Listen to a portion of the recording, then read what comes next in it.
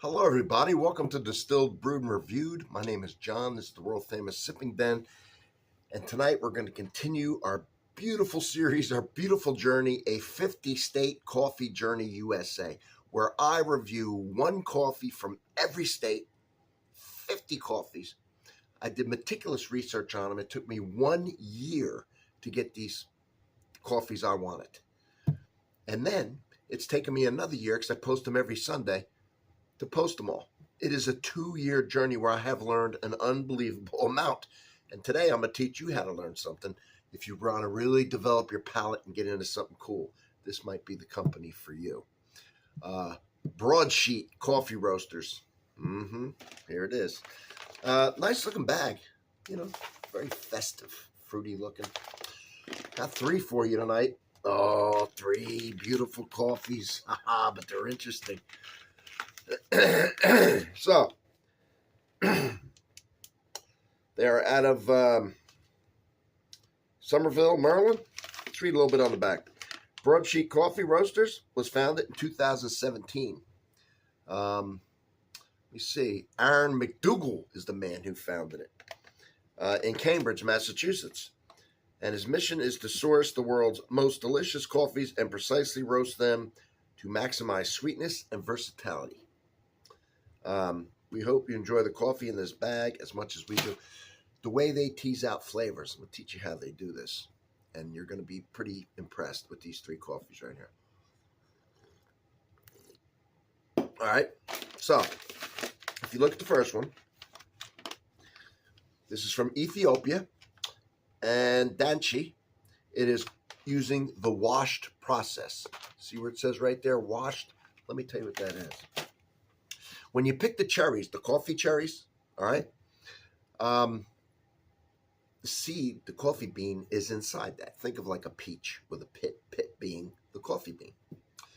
Well, in washed, you would peel off the cherry. You would peel off the peach part, the flesh, and then you would wash the seed, basically the coffee bean, all right?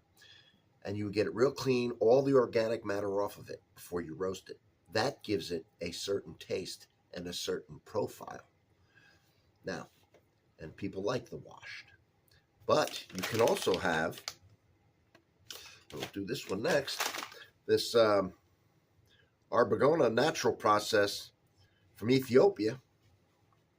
See where it says natural process? So what's the difference now? The other one was washed. This one, you don't take the cherry off. You don't take, if it was a peach, the flesh off.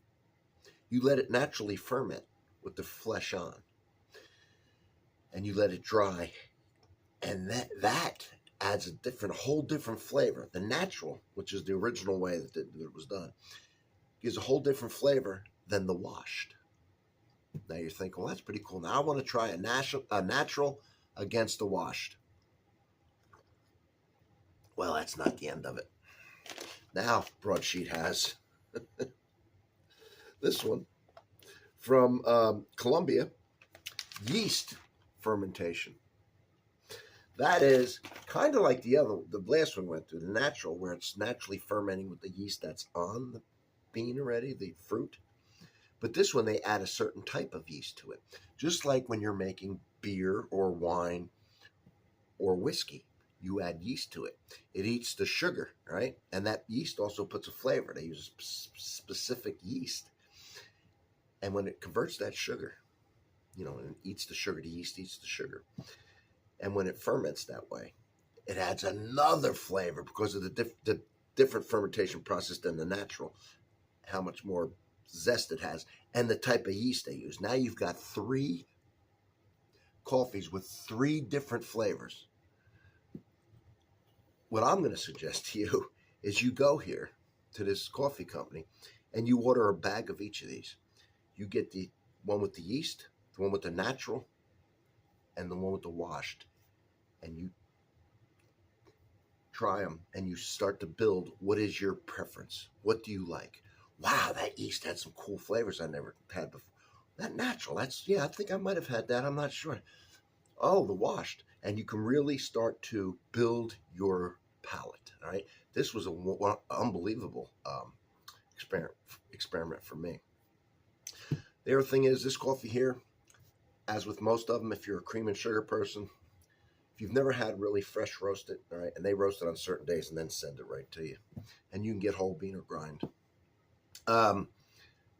you'll be amazed how you can drink it black. They're so good. Some of them are sweet, some of them are fruity. It depends how you roast them, how they're processed. These professionals know what they're doing.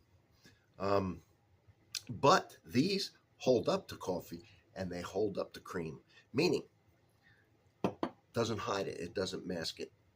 That coffee flavor still comes through, and the cream and or the sweetener just kind of becomes a part of the process. It's delicious. I like to talk about this, but Aaron McDougall was in, I think he was a banker. He was a finance guy, all right? And then he left, he traveled around the world for a while. He ended up in Hawaii. Now in Hawaii is where he really, and as you know, by the way, my favorite region for coffee is Hawaii. So he's in Hawaii. If you're in Hawaii, you're going to get into coffee. You get the best coffee in the world, in my opinion. Probably that in Ethiopia. But everybody's got their own opinion on that. Anyway, he gets into coffee, starts roasting his first coffee in 2012, right? Opens up this place 2017, comes back home, anchors this little town with his coffee shop. He's obviously intelligent, right? He was business finance. Now he's into the coffee. When he puts his mind to something, he gets it done. I can tell you that right now. His shop, they have a lot of different coffee drinks, all right? What you would call traditional pour-overs, French press type coffees brewed, and then every type of latte and every type of coffee drink you can imagine they have there, along with teas, hot chocolate. They have it all. What else? I want to get into some of the stuff. They make their own cashew milk. They make their own. You know how good when you make it yourself? Good cashew. So they make your own. That really sounds interesting to me. They sell a chocolate that's made locally by a local chocolatier, and they have a hell of a menu.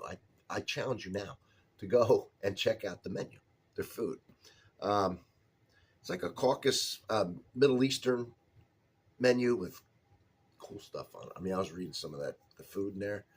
Man, to go in that coffee shop and smell that food and that fresh roasting coffee, dessert.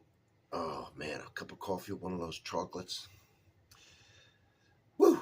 So the wash process, right? And I'll have these all listed in the description in case you want to buy them, because they're really worth buying. And I don't, just to let you know, I don't get anything out of this. You don't even have to tell them I sent you, man. Just order it. You don't have to say anything about me, all right? So the Donchif, if that's how you pronounce it, and how about apricot honeydew, all right? And you can tease. A lot of these will bring fruit out. This is a fruit. It's got sweetness if you know what you're doing. You can play with the bitterness. Some people like a little acidity. Some people don't. Anyway, this one, apricot, honeydew, and tea, like a tea taste. So like a sweet tea with some fruit and honeyed, out of this world. That is the washed process. Now, and that is from Ethiopia. And if you do the natural process from Ethiopia, you're getting lavender, blueberry, and raspberry. That's the flavors you're going to get out of this coffee, all right? And that's what you're doing when you do the natural process. Now, one that you may or may not have ever even been aware of is the yeast fermentation. And I find that extremely interesting. And this one comes from Colombia, and you're talking about kiwi, raspberry, and a grape, like almost a champagne taste to it. Because remember, champagne, a good champagne, is a little yeasty. You can kind of taste that yeast. So you're getting that champagne grape type taste out of it with the other stuff. So you're getting you get these 3 bags, and you compare them. And when you get done with the bags, by the time you get done, you'll have a favorite. And then you could try some other ones during those processes and see if that's really your favorite. And you may have discovered a whole new thing here. But when I do these coffees, when I do the research, I not only see, because he has many kinds of sourced coffee and many ways he makes it. See, that intrigued me right away, the way he was doing it. And then the story about him traveling around the world and ending up in Hawaii and then coming back. to Boston. Reviews of his coffees. Just looking at the whole picture of everything they have there. Gift cards. They do wholesale. A whole wholesale thing where they'll have a partner program. They could set up, if you want to start a coffee place, they could teach you how to use equipment. They could get the right equipment for the space you have. They could teach you how to roast it and do everything with the coffee. See, they have that program, that skill. If you want them to set you up, they'll do it. They'll also get the coffee for you, source it. They already have their contacts around the globe. And you can roast it yourself, or you can get it from them. They'll do a proprietary roast for you. They do training. I was really impressed, really. When I started reading about all they do, about this guy that started it, about the reviews, and just having it, just the taste of it, I'm like, okay, this is one I would recommend, and I will be the only one I'll recommend for the whole state. Right? That's how important these coffees are, if you are. So if you're in that state, man, you definitely have to visit this place, all right, and get lunch and get a little dessert when you're done. Nice piece of chocolate with the coffee. But I would go online and really think about, I would at least check them out. I'm telling you, it's worth checking them out. Now, and I was very impressed with this. If I wasn't, I wouldn't be doing it, all right? If I'm doing the company, it's good. And I've done all the work for you. And I've done a lot of work.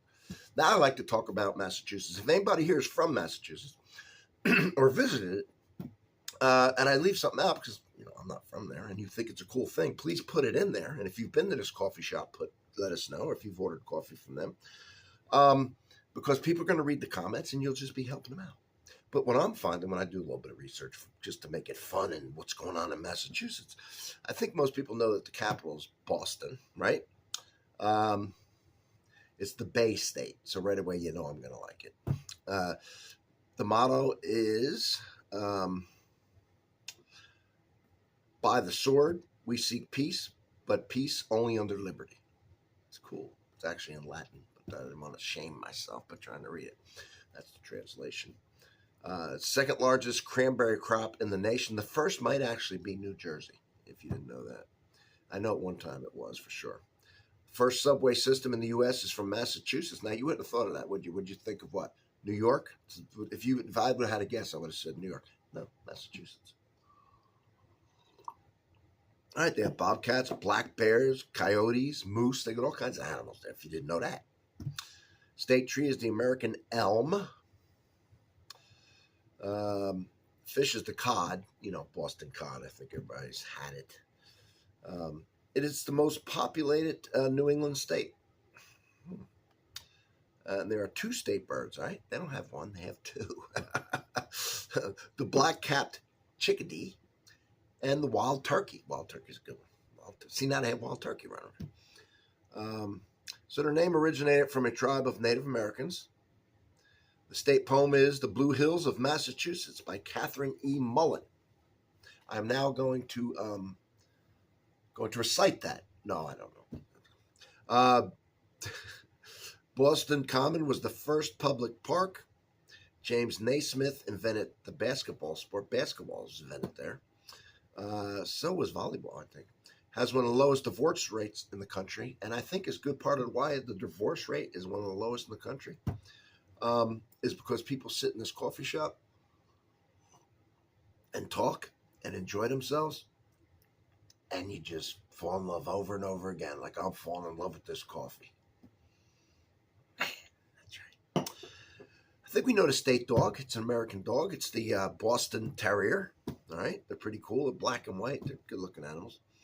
Let me see. Fig Newtons are named after the town of Newton, Massachusetts. It's better and better. Ted Williams Tunnel. Oh, they have the deepest tunnel. Ted Williams Tunnel is the deepest in North America. All right. And the city of Boston that we know today was once completely underwater and was considered to be part of the Charles River. Oh, okay. So get yourself up there, right? Do a nice vacation there this summer. Hit the bay. You can hit the shore a little bit. do some crabbing, do some fishing, do some boating, visit this place for sure. You definitely want to go to Broadsheet. Absolutely. Say hi to the owner. In this case, tell him I did send you. And if you want to. And just have a good time. Come back to this and report of what you thought of Massachusetts. All right. Well, I hope you're enjoying this series. All right. The first comment I have a link, and it's to the series. So you can hit it, and all the ones I've done so far pop up. You can find your state and see if you've had that coffee, and see if you want to take a little day trip to try that coffee. Okay? Because like I say, I took a year to do this research, so go try the coffee, and let us know what you think about it. And if you like the channel and everything, I do everything that's anything to do with alcohol and coffee on this channel.